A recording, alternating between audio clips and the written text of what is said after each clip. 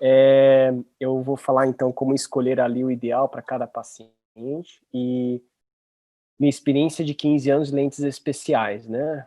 Como falou, atualmente eu trabalho com o Grupo Opti e hoje atuo em algumas áreas de pesquisa, né? E eu recebo suporte de pesquisa de vários laboratórios, né? E um dos principais estudos que eu realizei foi um estudo multicêntrico da Panoptix, né? Então eu tenho uma vasta experiência em lentes intraoculares e, por coincidência, foi isso mesmo. Faz 15 anos que eu comecei a estudar lentes intraoculares, exatamente há 15 anos, né?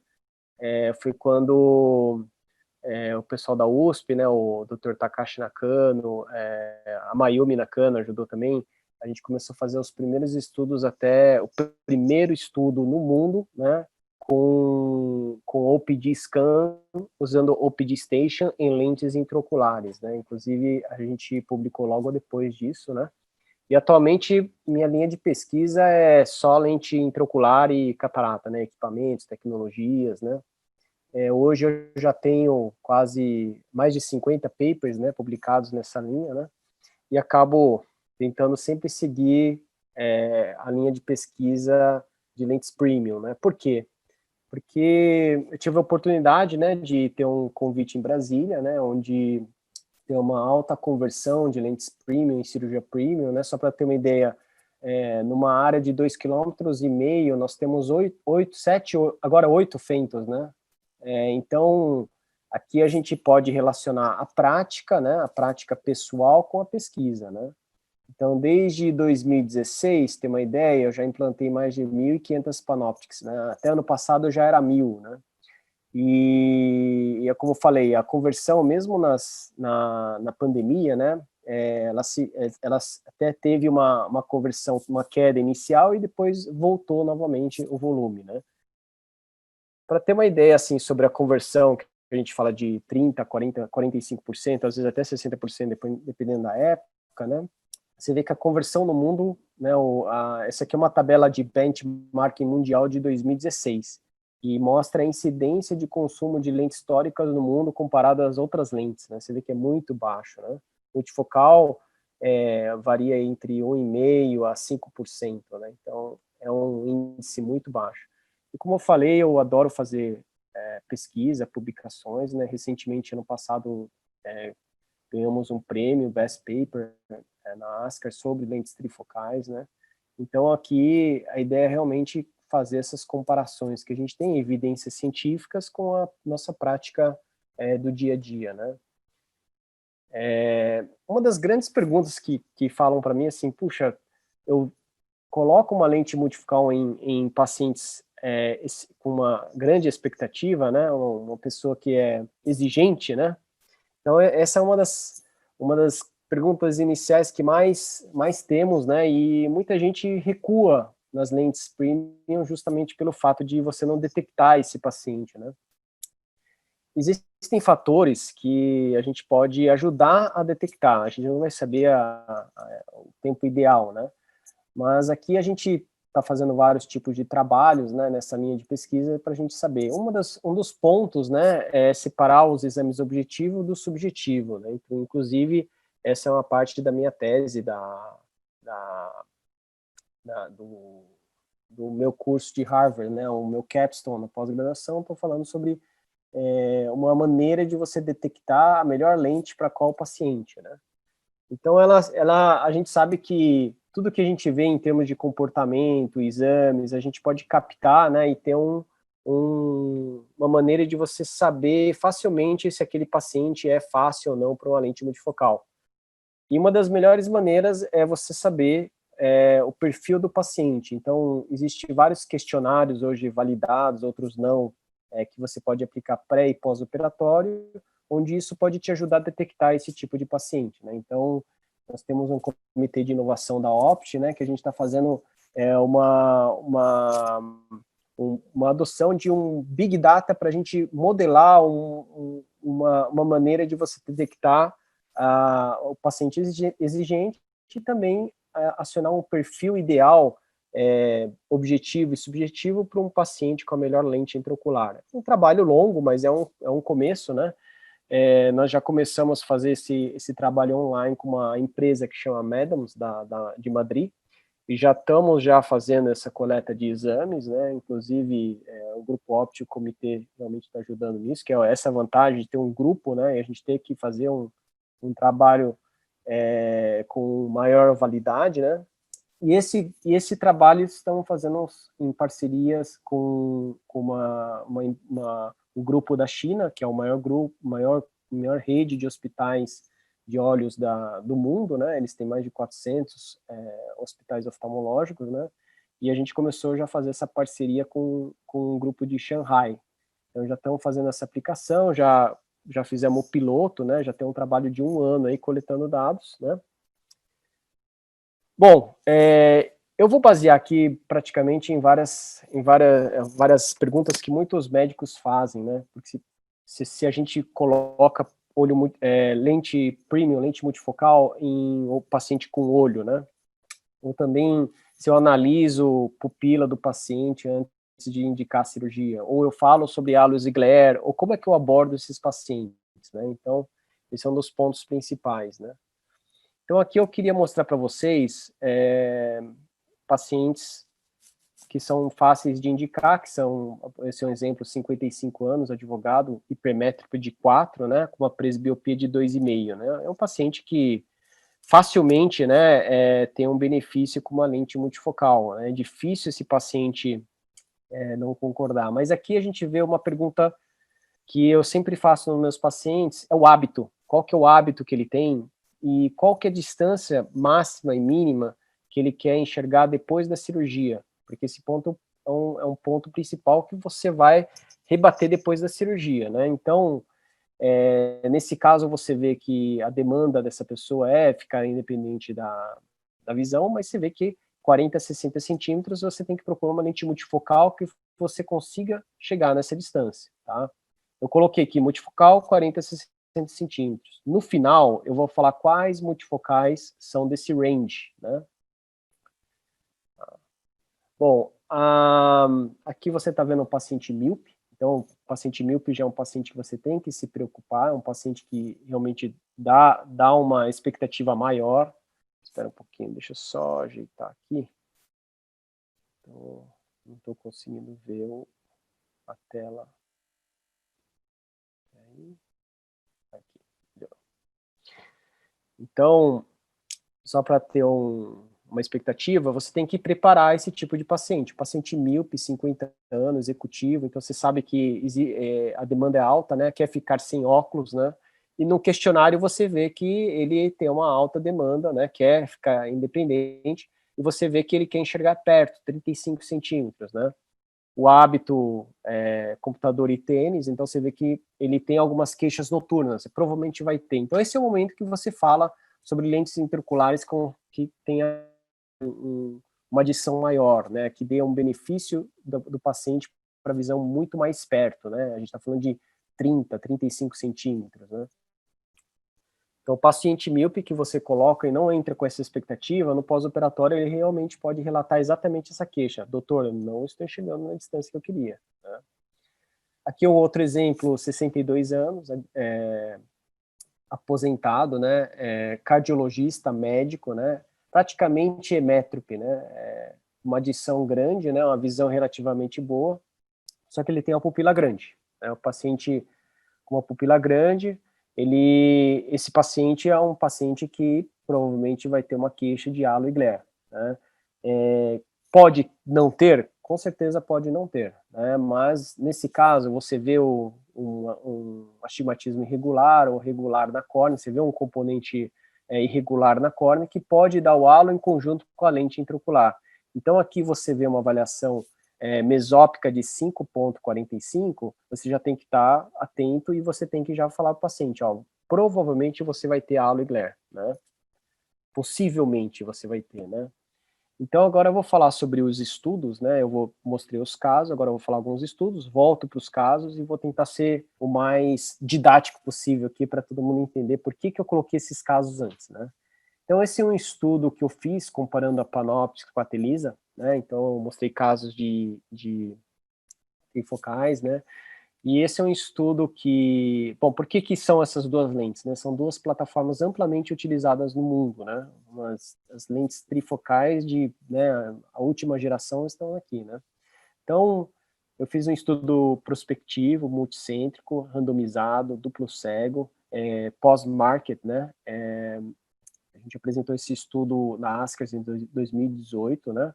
E comparamos exatamente essas duas lentes, né? Então, é um estudo que foi sponsored, né, pela Alcon, né, mas foi bem realizado em 15 centros diferentes, em 7 países, tá? Então, o estudo basicamente padronizou para o mundo inteiro os mesmos exames, foram treinados todos os examinadores, diferentes dos cirurgiões, então o cirurgião não fazia o exame, né, e eu era o Principal Investigator aqui no Brasil, né, e centro controlador, coordenador, e preparamos toda a equipe, né, para fazer esse estudo baseado nas regras dos clinical trial do FDA. Né? Então, é um estudo bem padronizado, né? Nós realizamos a curva de defocus binocular, né, prestar bem atenção no tipo de estudo que a gente está falando e o tipo de exame, que a gente às vezes acaba pegando o exame de defocus monocular e achando que aquele exame é incomparável com o binocular, mas nesses casos todos foram os binoculares, tá? Nós também detectamos sempre de rotina, né, como que é o hobby, ou você vê o questionário, né, saber como que o paciente, qual que é a expectativa que ele tem sobre esse tipo de cirurgia, né. Então foram 364 olhos randomizados, né, e nós avaliamos todos eles com 6 meses, né. Então, muitos trabalhos avaliam assim, paciente com mês, com 1 ano, com 4 meses, não, aqui todos foram padronizados, né? Todos foram avaliados na mesma época, tá? Então, os retornos, todos padronizados, tá? A randomização, todos padronizados. O paciente não sabe que lente que tinha no olho dele, tá? E sempre os 2 olhos iguais, tá? E quem examina também não sabe a lente que tem nos olhos, né? Então, foram feitas visitas, né? Objetivas, feito o questionário subjetivo, né? Vendo também a satisfação e evento adversos. Então, aqui no estudo, a gente vê exatamente como a Panoptix ela é melhor que a Telisa no exame binocular para visão não corrigida, para visão intermediária e perto. Tá? E para longe não teve nenhuma diferença entre os dois grupos. Tá? Então, aqui é o gráfico do defocus, né, binocular. Tá? Então, você pode dizer que 50 centímetros tem uma diferença estatística da Panoptix sobre a Telisa, né? Então, a Panoptix mostrou realmente essa vantagem na curva de defocus e ela foi bem significativo. E aqui no estudo você vê que sensibilidade de contraste, né, e outros fatores como evento adverso, tal, não teve nenhuma diferença entre as duas lentes. Né? Bom, aqui, agora estou entrando com outro exemplo, um paciente que é fotógrafo, né, 54 anos fotógrafo, mas hipermétrope e com uma adição de mais 2,5, né?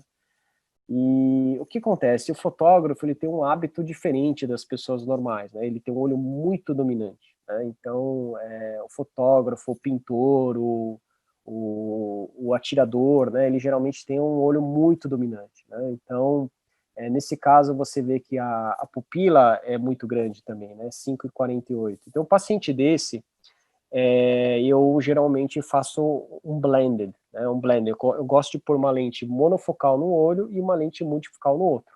E nesse caso em particular, como a pupila está muito grande, eu aconselho de que possibilidade de ter halos e glares, né, e a multifocal que eu implanto é a multifocal da distância que ela pediu antes da cirurgia, então são 40 e 58 centímetros, tá? Então no final eu vou mostrar as lentes que são exatamente nessas distâncias, né? Esse é um exemplo até que um pouco real, né? Um oftalmologista cirurgião de catarata. Tá? Houve um cirurgião de catarata que ele mesmo escolheu a lente para ele mesmo. Ele tem o hábito de fazer cirurgias, correr maratonas, né? E ele escolheu, para continuar operando, fazendo cirurgia de catarata, escolheu uma lente blended, uma lente monofocal no olho e multifocal no outro, tá? Imagina um cirurgião que é altamente exigente para que tenha uma visão boa na hora que ele está no microscópio, e ele quer a visão binocular, né? Então, ele escolheu exatamente isso para ter um pouco mais de independência na hora de, talvez, ter a visão de perto, né? Lembrar bem que o blended, ele tem uma desvantagem, você não tem, por exemplo, a velocidade de leitura tão rápido quanto uma pessoa que tem os dois olhos para perto, né? Então, nesse caso, ele tem um olho para perto, então a visão é um pouco diferente. O fotógrafo, ele pega o olho dominante e tira uma foto. Depois ele olha a máquina com outro olho e olha a tela, né? Um exemplo, né? Então, esse é um hábito, né, que tá na pessoa, então a gente consegue ter essa diferença. Então, eu tenho alguns estudos que eu falo sobre blended vision comparado à lente trifocal. Tá? Então, esse é um estudo já publicado, né? Prospectivo, não randomizado, comparativo, consecutivo, né? Eu publiquei, esse estudo foi em 2016, né? Então, a gente comparou a lente trifocal com blended, Symfony no olho dominante e Tecnis mais 4 no olho não dominante, que é uma adição muito grande, né? Então, para quem percebe esse estudo, a gente vê que, assim, aqui o benefício da curva de defocus é binocular, né? Então, quando você analisa monocularmente, você vai ver que existe a vantagem da lente multifocal sobre a trifocal, para longe, para perto, mas na distância, que é 50 centímetros, onde é trifocal muito forte, você vê que ela é estatisticamente superior à combinação. Lembrar bem que é como eu te falei, para a visão de perto, a visão blended, ela é diferente, né? Ela não consegue manter, né? Porque justamente a trifocal tem os dois olhos para perto e para longe. A blended não, ela tem a multifocal a monofocal de foco extendido muito boa para longe e a meia distância. E o outro olho é longe e perto, né? Então, você tem que ver que não existe tanta fusão, né? Porque esse gráfico não consegue avaliar a fusão das duas visões para perto, tá? Que é esse caso que a gente está falando. Tá? E nesse estudo, logicamente, né, que a gente vê as diferenças, né, em baixas frequências, né, exatamente nas lentes que a gente falou, né, que a lente blended acaba avaliando uma lente monofocal com uma trifocal, tá? Bom, essa é uma grande pergunta que muitos fazem também sobre o capa, né? Desde 2015, quando a gente começou a fazer os estudos com o OPD, o OPD não era um aparelho para a cirurgia de catarata, ele era para a cirurgia refrativa, né? Acho que eu até ia lá pedir para o Marcelo Neto se podia usar para o nosso trabalho, era assim, né? Então a gente começou utilizando do Santa Cruz e depois lá da USP mesmo. Aí a gente viu que existia um upgrade, que é o OPD Station, que a Mayumi tinha um contato com a Nidec, e a gente começou a fazer esse trabalho já antes mesmo do OPD Scan 3 ficar famoso, né? Então, um dos pontos que todo mundo fala é exatamente isso, porque o capa, para mim, eu vejo que não é tão importante. Por quê? Vamos lá. O centro da pupila para o centro óptico, ele é 0,37 milímetros de distância. O saco capsular é 0,3 milímetros temporal do centro da pupila. E o eixo visual é 0,3 milímetros nasal inferior do centro da pupila. Na literatura, as descentrações, eles falam que tem que ser maior que 0,8 para dar baixa acuidade visual, mas a média na literatura é 0,4, tá? E os anéis intraoculares que a gente tem hoje, os primeiros anéis das lentes multifocais, nenhuma delas é menor que 0,8, nenhuma delas. Todas elas são maiores. Então você faz a matemática, qual que é a chance disso acontecer? É mínima, praticamente mínima.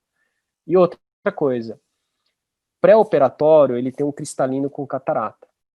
Então o capa não é o mesmo do pós-operatório, né? Então é uma comparação injusta, né? Você está avaliando o capa com desvio de raios pré-operatórios, né? Que seria exatamente não poderia ser uma contraindicação, né, de uma cirurgia, tá? O tamanho da pupila faz diferença para o paciente, então esse é um trabalho que a gente apresentou na ASCRS em 2018 sobre lente trifocal, é um trabalho com Panoptix, onde a gente separou dois grupos, um grupo com pupila grande e um grupo com pupila pequena, tá? Então a gente pesquisou na literatura se a pupila grande ou pequena ele tem relação com olho ser grande ou pequeno. Não tem. Não é porque é hipermétrico que o olho é pequeno ou é míope que o olho é grande. Essa relação não existe, tá? Muitos acham que existe, mas aí é casual, a gente está falando do paciente idoso com catarata, né? Então, nesses casos, nós avaliamos e observamos uma correlação clara, né? Que o paciente ele apresenta uma visão melhor, né? Na vergência de -2, 2,5, mais 2, com pupilas grandes, né? Então, ele dá uma visão muito boa para longe. Então, aquele paciente que você colocou a trifocal e ele está 20/15, não se surpreenda, provavelmente a pupila desse paciente é grande, né? E aí, para pacientes com pupilas pequenas, né, ele aumenta a vergência a -4. Então, a visão de perto é melhor ainda, para quem tem a vergência menor. E especialmente a 30 centímetros, quer dizer, ele melhora mais ainda naquela distância que a lente às vezes não atua, né? Então, às vezes você fala, nossa, tem um paciente que está muito bom de perto.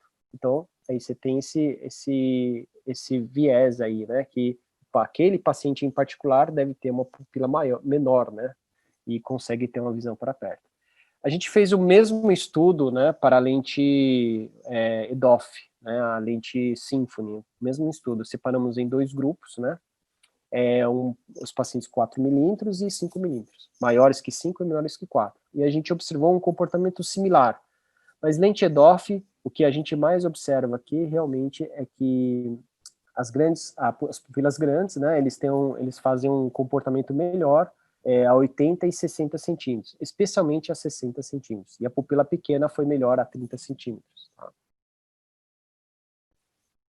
Bom, alguns estudos, né, esse é um estudo feito no local que eu fiz fellow no Japão, na Keio University, mostra mostra a correlação, né, entre a pupila vertical horizontal para longe e para perto, né, quando a pessoa era longe e perto, mesópica e fotópica em situações, condições diferentes, né. E ele mostra que com o passar dos anos, a pupila vai diminuindo, né, então esse é um fenômeno que a gente sempre fala ao paciente, fala assim, ó, a pupila vai fechando naturalmente com o tempo, tá? Então naturalmente ele vai pegando aquele comportamento dos gráficos que a gente mostrou anteriormente, tá? Uma das coisas que mais mudou a minha indicação e meu prospecto intraoperatório é o HORA, tá?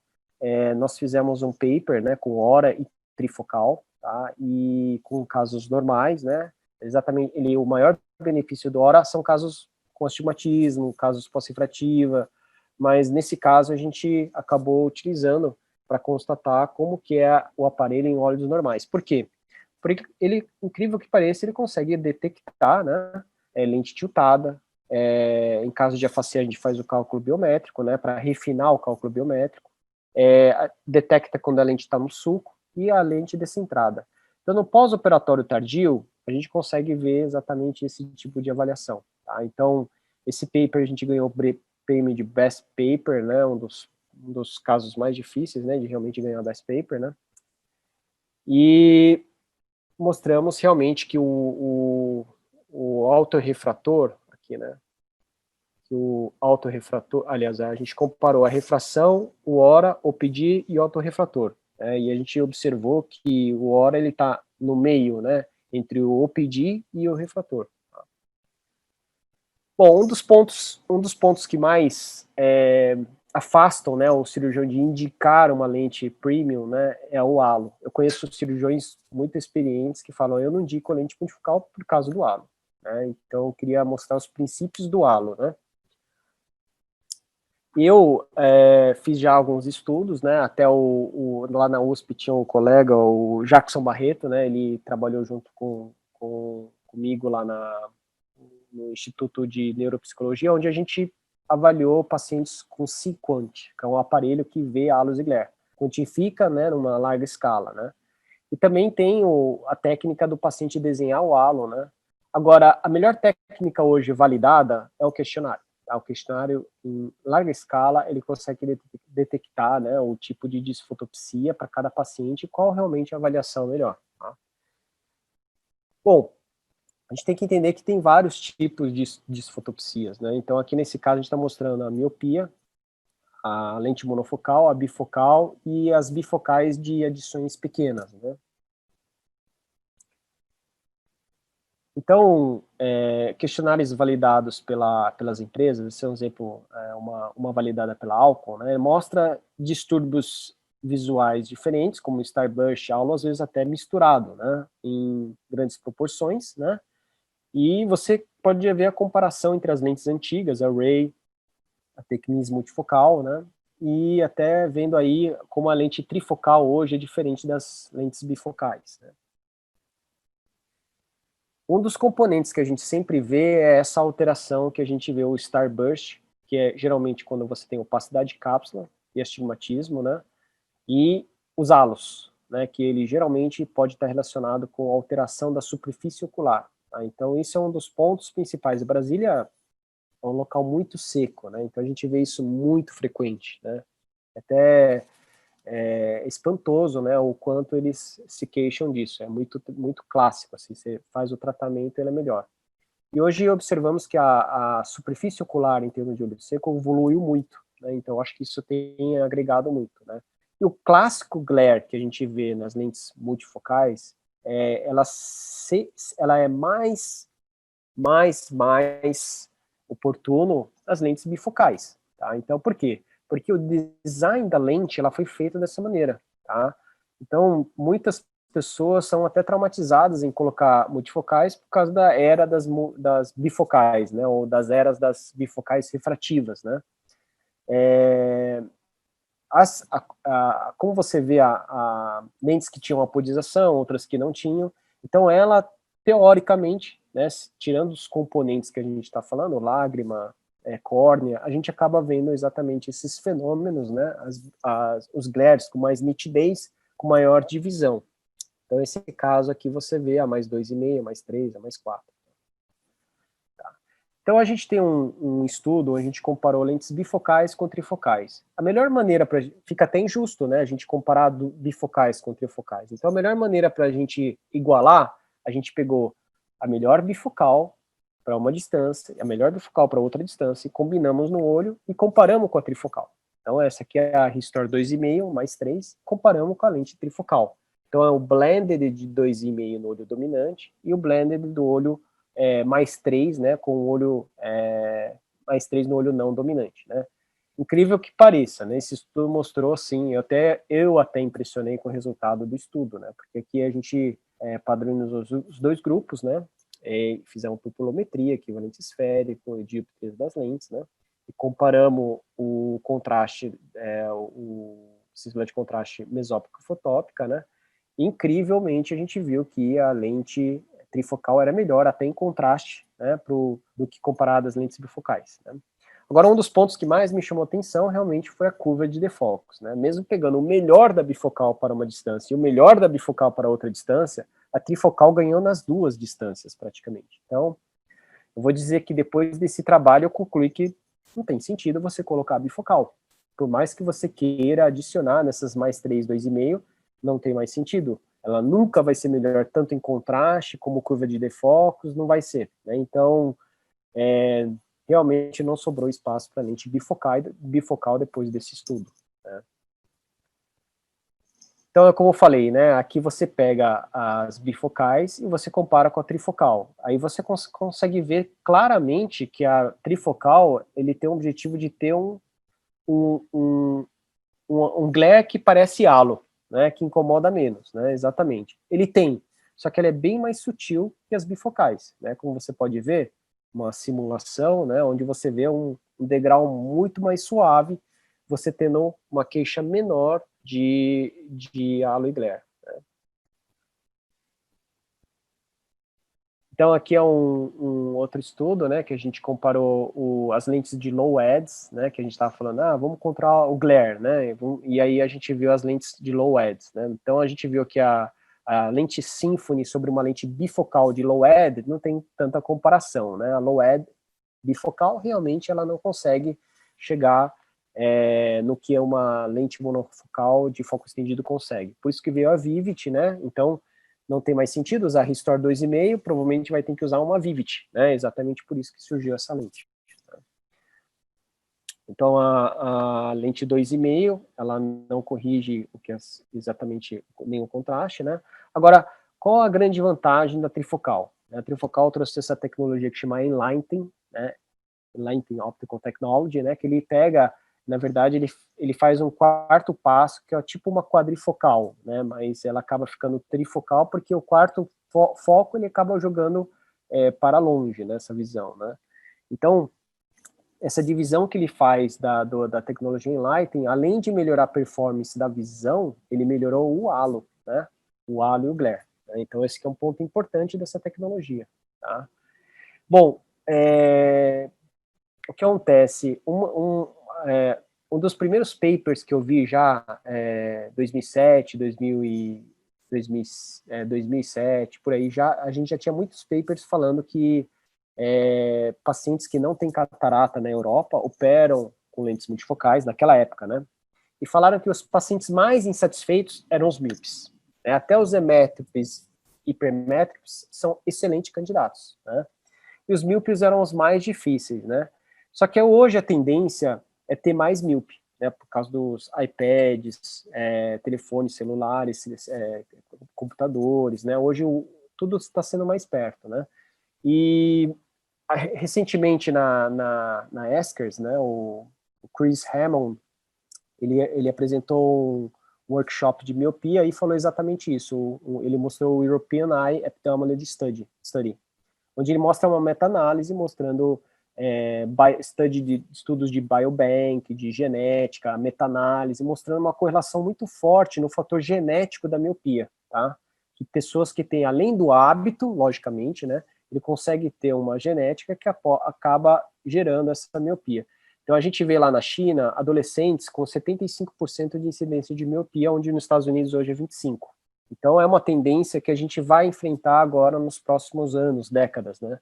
Então, a Europa já tem feito esse mapa, né, na frente da gente, né, da América Latina, né? No próprio workshop de miopia, o Oliver Findel mostrou agora, ESCRS, mês passado, né? Ele mostrou o estudo MyoPred, né, que é um estudo que mostra a influência do vítreo posterior, né, do descolamento do vítreo posterior, no descolamento de retina depois de uma cirurgia de catarata. Né? É um estudo multicêntrico, já tem 5 anos, né? E ele mostrou apenas olhos com miopia acima de 25, né? E o MyoPred, com Cochrane, com vários outros estudos, né, eles incluem, então, que a gente está falando de Refractive Lens Exchange, né, o que a gente não faz muito no Brasil, né? Alguns fazem, outros não, mas no Brasil não é bem elaborado muito mais que a Europa, né? A Europa faz isso há muitos anos, né? Então, ele falou que a melhor maneira de você aplicar esse tipo de Refractive Lens Exchange é pacientes acima de 55 anos com descolamento de vítreo posterior, tá? Ele fala que o aconselho é você fazer um consentimento bem esclarecido, falou que não tem nenhuma evidência do tratamento da LATS, né, no pré-operatório, se aumenta ou não a incidência de descolamento, complicações intraoperatórias é o que mais aumenta o índice, né, e educar o paciente sobre os sintomas, né, então ele mostrou vários estudos, né, e chegou ao ponto que falou, acima de 55 anos não tem problema, tá, então foi mais ou menos isso. Outro estudo da ESCRS mostrando sobre miopia, né, sobre o cálculo de lente intraocular. Então, essas novas gerações, Kane, Universal Barrett, Universal 2, Hill, Wang-Kok, todas já estão levando em conta esse cálculo, né, de biometria para míopes, né? Então, eu acho que a gente já está bem abastecido sobre isso, né? Bom, um dos pontos que eu acho que melhora muito a segurança para você fazer a cirurgia de multifocal é porque o paciente que tem Starburst, esse é um ponto principal, se o paciente tem Starburst, é opacidade de cápsula. Tá? Então, é um dos pontos que te dá vamos dizer, um rate, uma taxa de sucesso maior, né? Eu até falo que tem várias maneiras de você fazer IAG, mas eu aconselho de fazer a partir do momento que o paciente sente Starburst, né? É aconselhável que faça, e vou falar que quando a gente vê performance refrativa, a gente tem que estar atento a isso, porque ele dá um halo muito inespecífico, mas que você consegue detectar, tá?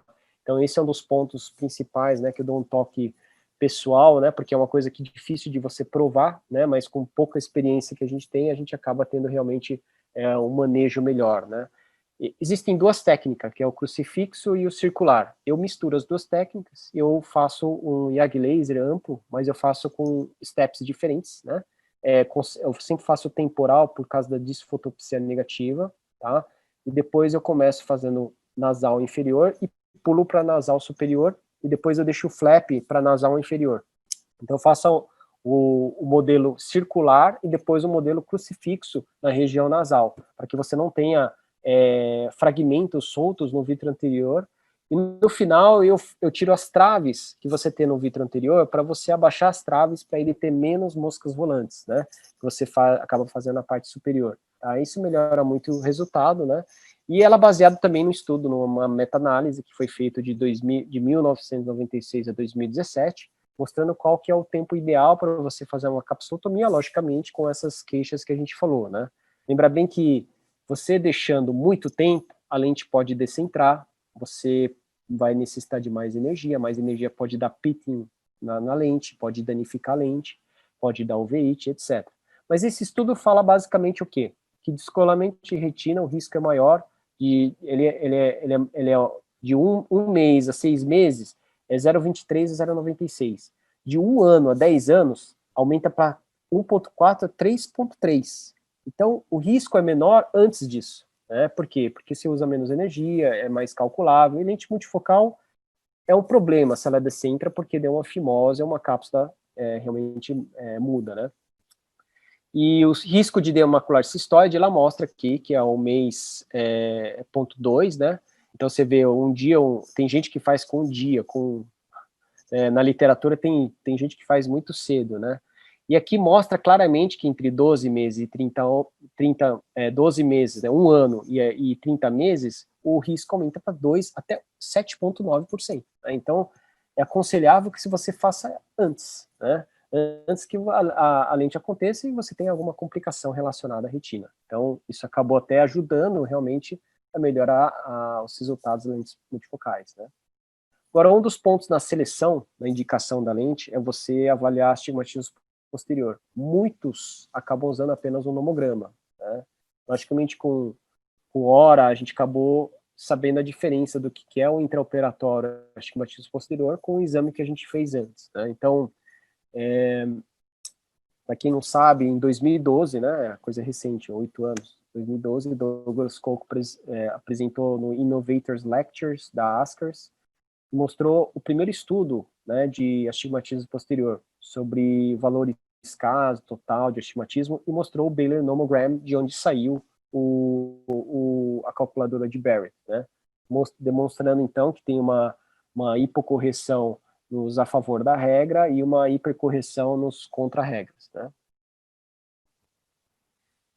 Então a gente sabe que hoje em dia nós avaliamos o astigmatismo de maneira diferente, né? Nós temos uma avaliação tomográfica, de plácido, Scheinflug, ray tracing, biométrico, simulado, e até as ceratometrias que são, vamos dizer, mais calibradas, né? São mais precisas, acuradas e mais reprodutíveis, né?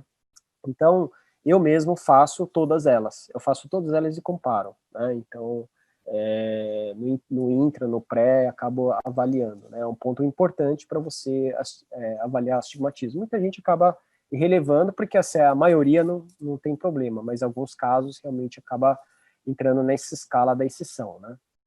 Bom, então, essas lentes de tóricas, né, lentes que a gente às vezes não lançou a lente tórica, né, ou astigmatismos pequenos, né, eles podem influenciar sim no resultado, como a gente acabou de falar, de halo, de glare, e vários fatores, né. Então aqui eu peguei um exemplo de um paciente, né, que ele tem um astigmatismo relativamente baixo, né, mas você vê na imagem topográfica o astigmatismo, né, você vê o bow tie, né. Então você tem que corrigir o astigmatismo intraoperatório. Aí tem várias maneiras de fazer isso, né? A lente tórica, ou você pode também fazer uma pequena relaxante para pequenos astigmatismos, né? Aqueles que às vezes até a tórica não detecta, né? Então aqui, como que a gente faz? Eu tenho um nomograma de Fenton, né? Às vezes eu até associo, às vezes, com a lente multifocal, dependendo do caso, né? Com a lente tórica, né? Associo com a lente tórica, né? Eu consigo ter um resultado, até um manejo intraoperatório melhor, né? Então, eu vou pegar aqui um caso, aqui um deputado, esse é um caso real, é um deputado mesmo, né, humorista, né, e ele fez a cirurgia e a gente fez a trifocal com LRI, com fento. Né? Na época era um astigmatismo pequeno no olho, não tinha nada no olho, e no outro olho tinha um pouquinho. Então o olho foi normal, o outro olho, em vez de colocar tórica, era o não dominante, a gente fez uma LRI, né? Uma LRI com fento, né? Com Lensex, né?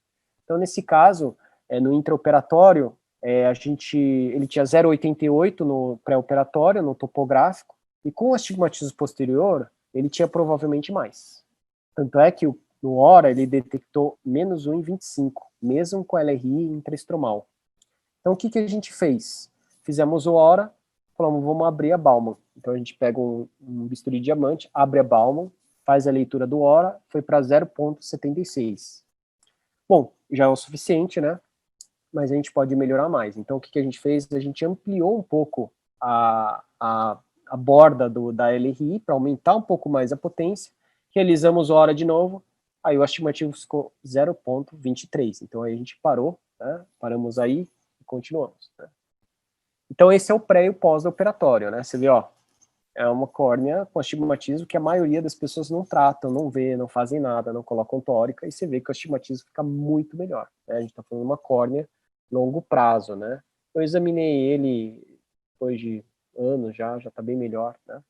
Então, como eu falei, tem várias maneiras de a gente otimizar e melhorar esse tipo de astigmatismo. Tem vários softwares, vários sites, né? E eu acho que isso é um ponto principal. Nós fizemos alguns estudos que já apresentamos na ASCA, onde a gente vê a tolerância de astigmatismo em algumas lentes. Então, a gente provoca astigmatismo no olho e a gente avalia qual tipo de astigmatismo o paciente aceita melhor, tá? Então, geralmente, a favor da regra é o que ele aceita melhor. Depois o oblíquo, depois o contra-regra. Nesse caso, numa lente que ele tem uma tolerância maior a erros refracionais, que é a lente Symfony, tá? Então, esse é um estudo muito interessante que realmente comprovou que essa lente tem realmente uma tolerância. Sobre disfotopsia negativa, eu ia pegar um ponto assim, principal, né, que a disfotopsia é uma queixa que, se você perguntar, alguns estudos falam que se você perguntar, 20% dos pacientes têm. Se você não perguntar, 8% pode ter. Né? Mas, geralmente, esse índice de 15% pode cair para 3% depois de um ano. Né? Mas muitos pacientes nos Estados Unidos, muitos médicos, às vezes até explantam a lente por causa disso. Tá? O que causa essa disfotopsia? Né? Então, essa disfotopsia positiva é quando dá luz branca temporal, geralmente relacionado com o material da lente. E a negativa é a luz escura.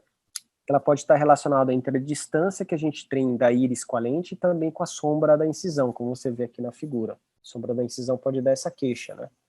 Então, realmente é um ponto que você tem que sempre avaliar, né? Estar preparado no pós-operatório, né?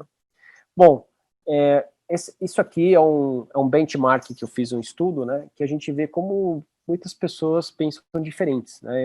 A gente tem um benchmark até pior que esse de países da Colômbia, América Latina, Europa, onde eles são muito mais agressivos, onde eles colocam lente intraocular em pacientes jovens, né? Então, aqui nesse caso, peguei um quadro mais europeu, né, onde a pessoa pode, desde indicar cirurgia para presbiopia em emetropia, com uma idade mais jovem, indicar óculos, ou indicar refrativa. Né? Então, dependendo da pessoa, dependendo do centro, né, a presbiopia é uma indicação maior. Onde tem mais presbiopia para refrativa, a monovisão é maior. Onde tem a presbiopia para lente intraocular, a monovisão é menor. Tá? Então, essa é uma tendência que tem do mercado, né? Talvez vários países já adotem isso como conduta há muito tempo, né? Eu vou pegar um exemplo aqui, um estudo apresentado na ESCRS esse ano, onde ele mostra o Clear Lens Exchange, né, para presbiopia. Então, vou dizer que assim, a lente intraocular hoje para presbiopia está muito boa a ponto do europeu apresentar trabalhos com pacientes emétropes, com adição de mais 2, mais 1,75 e operar sem catarata. Né? A gente vê aí que é muito comum na prática europeia de fazer isso. Né? Então a gente está dizendo assim, a gente deve fazer, não estou falando isso, estou falando que a lente intraocular é muito melhor hoje do que naquela época que se fazia com as bifocais. Né? É muito melhor. Né? Então hoje a gente vê exatamente isso. E hoje, claramente, a gente vê estudos falando sobre pacientes com presbíteros jovens colocando lentes trifocais no olho não dominante. Aí a gente vê estudos de lentes em pacientes heméptropes, totalmente heméptropes, né, fazendo esse tipo de cirurgia para ficar livre dos óculos de perto, né? Então é uma realidade, né? Ó, esse artigo aqui foi publicado esse mês. Tá? O colega que publicou me mandou, falou: ó, Takashi, estudo europeu, né? Do grupo Baviera, que é a maior rede de hospitais da Europa. Eles têm 83 clínicas na Itália, na Espanha e na Alemanha. E ele mostrou o artigo, eu li, ele pediu para eu ler, eu achei fantástico. Realmente as lentes intraoculares melhoraram demais, né? Então esse foi um dos pontos que mais... Bom, o que eu falo para oftalmologistas, né? Oftalmologista eu falo assim, ó, você tem que ser muito claro com o paciente. Então você tem que falar as vantagens, que é a independência de óculos, tem que falar sobre os benefícios, que é você dar o resultado similar à expectativa ao paciente. E o preço. Você vai ter que falar que você pode ter fenômenos fóticos à noite, mas a vantagem de ver longe perto e longe perto intermediário, né? E mais, monovisão não dá binocularidade, a trifocal dá binocularidade, né? Binocular, né? E uma coisa que sempre aconselho é under promise, over delivery, né? Esse é um ponto importante. Agora, para o paciente, você tem que falar claramente que você vai pagar mais por uma coisa para ficar sem óculos, longe de perto, né? E você vai precisar de óculos em algumas atividades, que é o que você fala para o paciente. E fala para o paciente que haverá algumas desvantagens que são reflexos à noite. E provavelmente ele precisa de luz mais forte para ler no escuro. A condição de estar no escuro é muito ruim, né? A gente acaba aderindo isso à lente retrocular, mas se sabe que é um relacionamento do envelhecimento da retina, etc, etc. Esse é um ponto importante. Bom, eu falei sobre a tabela final, né? Aqui eu coloquei todas as lentes, as vantagens e desvantagens, as distâncias, né? E coloquei em azul, onde é o primeiro mais forte e o vermelho é o primeiro mais fraco, né? Então, como você pode ver, hoje, uma das minhas grandes opções é a Panoptis trifocal. Ele tem uma grande vantagem aí, né? Como conjunto, né? Sobre a Synergy ainda não tenho grande experiência, até pois NA em algumas partes que eu não sei o resultado final, porque, por exemplo, tolerância à opacidade de cápsula é uma coisa que tem que esperar mais tempo, né, para saber, né? Mas as lentes trifocais hoje, a Synergy e a Panoptis tem uma performance muito boa, né? As bifocais estão caindo abaixo pelo fato de realmente ter muito halo, muito glare, o contraste ser muito baixo, né, e etc, etc. E as lentes monofocais de foco estendido não tem nenhuma relação com as lentes multifocais, são lentes totalmente diferentes, comportamentos diferentes e que também têm suas vantagens e desvantagens, né? Bom, era isso que eu queria falar. Muito obrigado. Fico à disposição.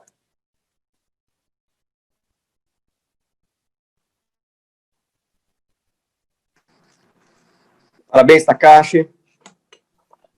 Excelente aula, fez uma compilação muito boa, não só a experiência prática, mas muitos dados científicos, né? E essa informação científica, esse feedback é realmente muito, muito válido para a gente ver só a queixa do paciente, só o interesse do paciente, mas a gente entender a ciência por trás para trabalhar as duas coisas, né? Trabalhar o que o paciente está pensando, o que a gente entende sobre a lente, né? Para a gente ter uma conversa mais franca, mais direta com o paciente, nos ajudar nessas guias. Eu acredito, Takashi, que o pessoal deve ter algumas perguntas para você, então se você conseguindo lendo diretamente aí no seu visor, você vai conseguir aí as informações do pessoal, eles vão mandando. O pessoal pode ficar à vontade para fazer perguntas para o Takashi. A trifocal Rainer. Eu já implantei algumas, né? Eu sou muito crítico a materiais hidrofílicos, né? Eu não gosto muito do material hidrofílico, mas eu acho que, assim, os estudos mostram que a lente trifocal da plataforma deles é muito boa, mas eu confesso que eu sou muito nesse lado hidrofóbico mesmo, né? Eu acho que o material faz total diferença, né? A Rainer vai lançar uma lente hidrofóbica em breve, né? Eu acho que talvez aí a gente faça algumas análises com essa lente, né? Qual a sua crítica principal às hidrofóricas, Takashi, em termos de qualidade de visão? Eu acho que a hidrofóbica tem a alteração da permeabilidade do material, né? E ele também ele pode opacificar, né? A Rainer tem várias publicações com pacientes que fazem de MEC associado, né? Que eles reagem com ar e opacifica, né?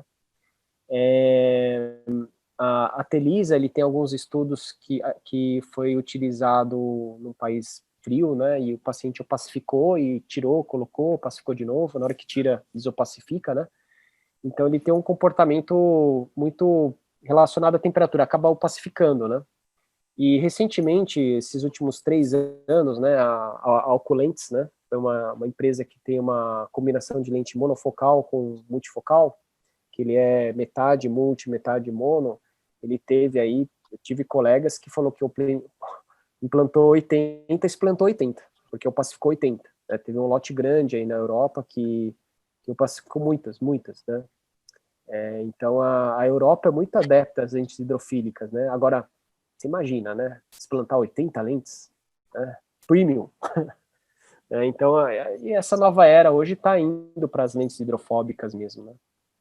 Então, essa é uma das maiores críticas minhas, né? Eu acho que opacidade tem que trocar a lente, né? Glistening, ele mantém a visão, pode dar um pouco de starburst, né? Mas você não precisa explantar. Né? Então, por isso que é a minha preferência. Symfony e Synergy, pode fazer um blended top devido à visão intermediária? Sim, com certeza. Não, com certeza. Hoje eu não coloco mais Tecnis mais 4 que um blended, né? O blended eu coloco a Symfony e a Synergy, né? Exatamente por esse ponto que você me falou. Mas acho que o ponto principal de uma lente DOF como a Symfony é a tolerância ao astigmatismo. A gente não pode esquecer que a curva dela é só para visão longe intermediária, tudo bem. Mas a tolerância a erros fracionais é uma coisa única dessa lente. Tá? Então, eu acho que a curva de defoco, se você vê no detalhe, você consegue ver que ela realmente tem a tolerância em todos os gráficos do mundo. Você pega qualquer estudo da Symfony, você vê que ela é tolerante. Né?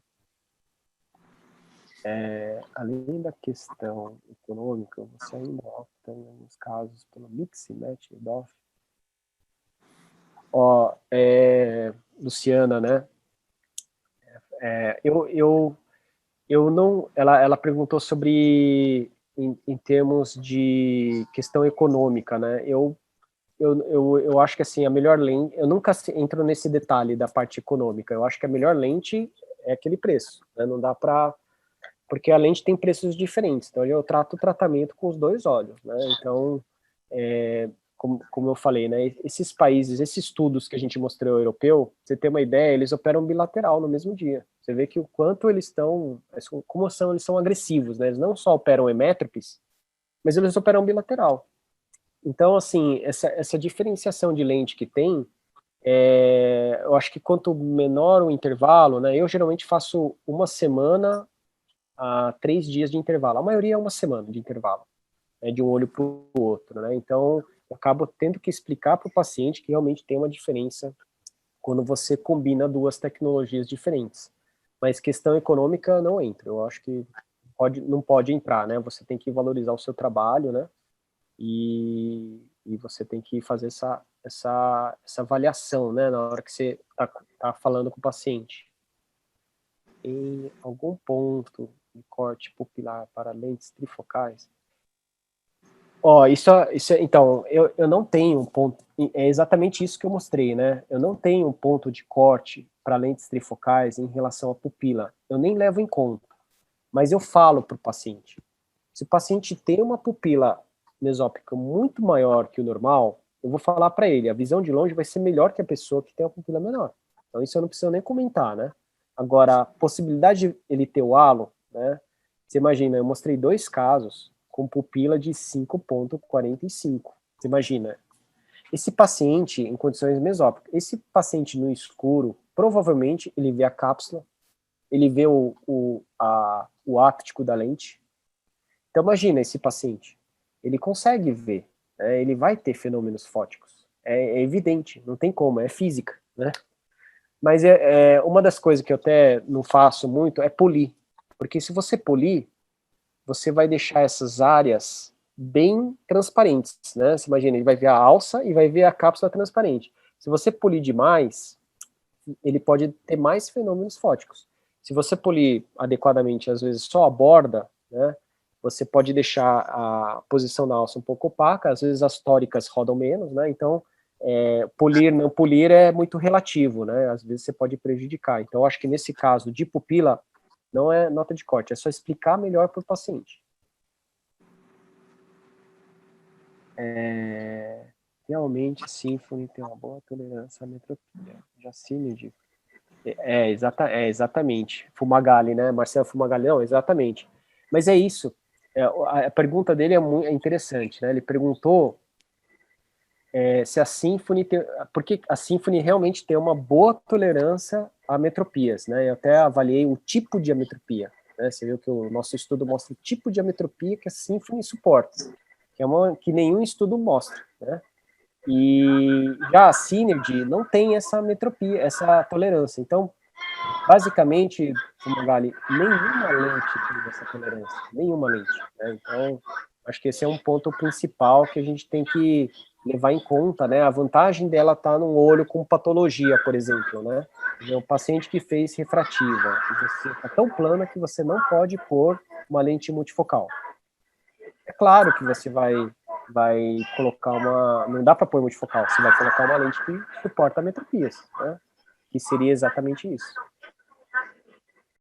Reduz 2 linhas de visão, Então é isso mesmo. Quando você pega a curva de defocus e você vê que ela bate no zero e cai, ou ele bate no zero e mantém, então bate no zero e mantém na curva de defocus, é o Symphony. Ele bate no zero e cai, é as outras multifocais. Todas as outras multifocais têm esse comportamento, Fumagalli. É melhor falar o inverso, né? O João. Deixa eu ver se eu pulei alguma pergunta. Unilateral, essa pergunta é muito boa. Lio trifocal em pacientes jovens com catarata unilateral, vou te falar que assim, esse estudo que eu mostrei para vocês, não só um, teve vários estudos que eu mostrei para vocês, tem até um estudo de 2015 que mostra que você colocar a lente multifocal no jovem, por exemplo, ele teve catarata medicamentosa num olho só, né, ou acabou tendo só num olho uma catarata e ele é jovem. O prognóstico desse olho é muito bom. Você faz a biometria, o olho tem um tamanho igual, a córnea igual. Você fala, esse paciente é um bom candidato para pôr multifocal, né? Mas como, né? Então, o que eu faço? Eu explico direitinho que esse olho que a gente vai colocar trifocal não vai ficar melhor que o outro, porque ele é jovem, esse olho não é presbita, não tem comparação, tá? Mas o dia que ele precisar, ele vai estar com essa melhor lente e vai compor com a outra, né? A questão da catarata unilateral, Gustavo, é porque você não sabe se é dominante ou não dominante. Né? Se você sabe, né, você vai, se for ou não dominante, ele vai se queixar menos. Se for o dominante, ele vai se queixar mais. Tá? Então esse é um ponto que você tem que já analisar antes, né? Mas é muito claro, né? Quando o paciente é muito jovem, não tem como, a lente não é melhor que ela. Como eu falei, o presbita jovem, sim, presbita jovem, com certeza, as lentes de hoje conseguem superar a expectativa desses pacientes. Você coloca trifocal em pós-cirurgia refrativa? Sim. Então, eu não entrei nesse detalhe, que é muita coisa, né? Lentes trifocais, o OPD, ele tem um marcador, né, que é o APP-SCPP, né, que é o que eu falei das ceratometrias simuladas, né? Antigamente tinha o Holiday Summary no ICIS, né? O OPD Scan, ele tem já esse dado ali, né? E eu geralmente, quando ele bate abaixo dos 39, ele fica vermelho, tá? Quando ele está acima dos 39, 40, ele fica verde, tá? Eu até falo para os fellows que esse é o parâmetro, né? Mas a minha linha é exatamente essa. Se for 39, eu ainda, em alguns casos, ainda coloco olhando a topografia, mas eu aconselharia acima de 40, né? Por quê? Porque Eu já tive casos que o paciente tinha 40 no olho e 35 no outro. 40, VJ1. 35, no VJ1. VJ3, J4, tá? Então, esses pacientes com RK, que tem curvatura muito plana, 34, 35, 30, não coloque, né? Pode ter chance de dar certo? Pode, mas a maioria não vai dar certo, né? Eu já tive vários casos que colegas fizeram, veio para mim, eu vi, falei, era córnea muito plana, né? Então, esses casos de pós-refrativa tem um limite mesmo, né? Agora, um dos limites também é o olho seco, né? Então, você tem que tratar, às vezes, o olho seco para você tratar a refrativa, mas é muito raro também, né? A gente está falando de combinadas, né? São aquelas que fizeram a refrativa muito profunda, né? Agora, a gente faz bioptics, né? Bioptics é a combinação da cirurgia de catarata com a refrativa, né? Isso geralmente quando a lente é lançada e não tem a versão tórica ainda. Então isso existe. E também quando a astigmatismo é muito alto, ou ele tem uma lesão na córnea também, é um olho só, a gente acaba também fazendo uma combinação bioptics junto com a refrativa. Eu não faço refrativa, então geralmente eu consulto um especialista de refrativa. Marcelo Neto. Deixa eu ver outra. Algum ponto de corte. Nossa, eu voltei. Peraí. Isso é importante, né? Francisco Wellington. Professor. Sim, isso aqui é uma coisa que até você tem preferência na posição das alças das lentes? Quando não temos astigmatismo envolvido? Excelente pergunta, viu? Excelente. Até ia colocar nessa aula, mas eu não coloquei. Ela tem sim, tá? Eu até, no nosso protocolo, acho que eu vou dar esse crédito aqui do Dr. Walter Nozé, né? Dr. Walter Nozé, a gente foi, ele é meu orientador do meu pós-doc na Unifesp, né? E nós fizemos um estudo multicêntrico, né? E esse da Panoptics, a gente alinhou vários critérios. Uma delas que ele me falou, e eu comecei a observar, que realmente é a posição das alças da Panoptics, tá? Porque a força das alças da Panoptics não é igual às outras lentes, tá? Da mesma plataforma, né?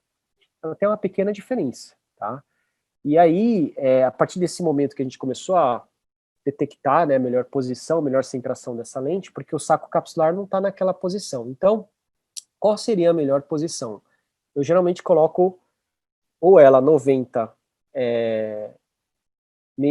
às 12 às 6, ou eu tilto ela fora do temporal inferior, né? Então, eu coloco assim, ó, a alça temporal superior ou nasal, né? Ou ela reta assim, nunca nessa posição, né? Nunca deixo a alça temporal inferior. Então, as outras posições eu deixo, ela fica centrada, né? Mas é uma pergunta muito inteligente. Só quem opera bem bastante que tem esse tipo de pergunta. O Chicão, esse opera bastante. Robson. Trifocal em olho único. Sim. Então, você imagina, a gente mostrou vários estudos de pacientes monocular, né? Ter certeza que monocular, né? Ele é uma lente que realmente dá uma performance. Você tem que depender muito do resultado Vamos dizer que assim, se você tiver um paciente olho único, eu ofereceria tranquilo. Ele não tem uma comparação, né? Eu acho que você tem que só explicar bem que ele vai precisar de muita luz, né? E o perto dele pode ser que não seja muito perto. Tá? Eu acho que os melhores toques que eu dou é você perguntar para o paciente que distância que a gente quer enxergar depois da cirurgia, porque esse ponto é realmente importante, tá? Eu geralmente anoto a distância que ele quer. Depois da cirurgia ele falou, doutor, eu tô vendo aqui, ó. Eu falo, mas essa é a distância que você queria. Eu meço tal e falo, ó, tá aqui, ó, você falou nesse dia que queria chegar nessa distância, né? Então, às vezes eu consigo tirar a prova, né? Tem um cirurgião de catarata aqui que eu fiz a cirurgia dele. Ele mandou uma pergunta aqui. É, é sobre a opacidade de cápsula, né? Realmente, o Starburst, você vê, um cirurgião de catarata, né? Fez a cirurgia comigo. E ele relatou claramente o Starburst, claramente, né? E eu falei para ele, fica tranquilo, quando a gente fazer o IAG, exatamente do jeito que eu falei, eu descrevi, inclusive eu mostrei esse slide, que eu mostrei para vocês como eu faço para ele, tirei a foto depois e mostrei exatamente o flap nasal e as traves vítreas, né, sumindo, né? Então você vê que eu mostrei para esse colega cirurgião de catarata que é assim, ó, vai melhorar a performance. Ele viu, né, melhorou, né? Então é realmente um toque importante, né? Cadê? Você leva em consideração o coma da córnea? Se sim, quais valores você contraindica? Eu não levo muito em consideração, viu? Porque, na verdade, a curvatura da córnea é aquele, o K simulado. Para mim, o K simulado é o que ganha. Geralmente, o K simulado, ele sendo abaixo de 39, ele realmente já vê uma alteração muito específica do coma, né? Um dos meus primeiros trabalhos que eu publiquei com o PIDScan, que é esses trabalhos que a gente fez, né, os primeiros com o PIDScan do mundo, né, a gente pegou a berrometria e comparou nas lentes multifocais, monofocais asféricas e esféricas. E foi a primeira vez que a gente comprovou que tinha um componente asférico dentro das lentes trifocais, multifocais, bifocais, as lentes bifocais na época, né? As lentes bifocais eram mais asféricas que as lentes esféricas. Você imagina, isso naquela época, né, 2005. E aí, então, assim, quando você falar de coma, a gente já está falando que a lente bifocal, ela corrige mais que a lente esférica, né? É impressionante, né, como você descobre isso, né, há muitos anos atrás, né? Infelizmente, a gente colocou esse fato, né, esse fato das felicidades de lentes bifocais, uma revista, a revista negou várias vezes e uma outra pessoa conseguiu publicar antes da gente, uma pena. Mas esse fator é importante, que saber que as lentes multifocais, apesar de falar que divide luz, ela tem um componente asférico melhor que a lente esférica, né, que é a lente monofocal esférica, né? Consideração como na córnea, trifocal em pacientes já operados, o outro olho com monofocal. Ó, essa pergunta é muito boa também, Juliana Carvalho, né? Sim, como eu falei, né? Ela perguntou se você indica lente trifocal em pacientes já operados no outro olho com monofocal. É como eu falei, é o estilo blended, né? Quando é que eu acho muito difícil você convencer o paciente? Eu acho que é um caso bem difícil. Quando a monofocal já está no olho, no olho não dominante. Você vai indicar trifocal no olho dominante. É como eu falei, aquele caso do jovem. Isso aí é muito difícil, porque é aquela história do paciente que opera primeiro o olho com melhor prognóstico. Às vezes a catarata é mais forte no olho não dominante, né? E o dominante está com a catarata pior, né? Às vezes o paciente faz o olho não dominante e ele compara com o dominante e fala, doutor, não melhorou. Aí o que ele faz? Ele vai no outro médico e opera o dominante. Aí o outro médico fica com total sucesso da cirurgia. Nossa, esse médico é bom do que esse, né? Por isso que eu aconselho a gente sempre falar sobre dominância ocular. A dominância ocular faz total diferença no resultado final. Quando você vai tratar lentes premium, você tem que sempre alinhar a programação dos dois olhos, que eu acho que faz total diferença para você ter sucesso na cirurgia. Os pacientes que querem visão de perto, a 30 centímetros, qual trifocal você indica? José Fabiano. Sim. Ah, sim, sim. Ó, 30 centímetros, geralmente são pacientes míopes, 30 centímetros é muito perto, né? Então, essa é uma das vantagens da lente, a lente Synergy, né? A Synergy, o foco dela é um pouco mais perto, né? Só que, como eu falei, quanto mais perto, você perde um pouco de longe, né? Como o Famagali falou, né? O desfoque de longe é um pouco pior, tá? Mas se o paciente, você pega um paciente muito míope, né? Menos 4, você coloca uma lente que vê 30 centímetros e para longe ficou mediano, ele vai adorar, ele era conta-dedos para longe, né? Então, dependendo do perfil do paciente, talvez essa lente seja melhor para ela, né? Como eu falei, a maioria dos pacientes emέτropes preferem geralmente entre 40 e 60, é muito comum. Os míopes é que vão para 30, né? Mas não é comum também, tem míopes que preferem 40 e 60. Eu acho que vale a pena sempre perguntar, porque o hábito do paciente é muito importante, ela não é relacionado com a altura, porque você vê pessoas grandes pondo muito perto, às vezes você vê pessoas pequenas pondo muito longe. Então, esse hábito é que a gente está detectando nesses questionários, né? O primeiro questionário que eu mostrei para você é o questionário de Dell, que é um dos mais usados nos Estados Unidos. E o questionário de Dell, ele põe a distância, ele fala que o tamanho do sulfite é 30 e poucos centímetros. Baseado nessa folha, quantos centímetros você quer enxergar depois da cirurgia, né? Então, o questionário de Dell, ele tem um objetivo de você detectar o high demanding, né, o paciente exigente, né, no pré-operatório, né? E é espetacular, é um dos questionários que a gente acabou usando uma época, né, e agora a gente está fazendo um trabalho do Capstone, né, agora com Big Data, agora a gente está focando nesse tipo de estudo.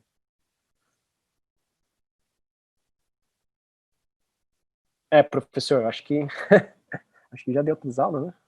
Muito bom. Nossa, excelente pergunta, hein? A gente tem um grupo seleto de cirurgiões aqui, né? Espetacular. Takashi, foi excelente mesmo, a gente só tem a agradecer, você vê pelo interesse do pessoal, mais de 100 pessoas aí na aula assistindo. Nossa, espetacular, hein? Nossa, parabéns. Parabéns a você por ter traído todo mundo e ter contribuído tanto. Te agradeço demais mesmo, muito obrigado, e esperamos ter você de novo em breve aí para contribuir ainda mais com a gente. Muito obrigado, Takashi.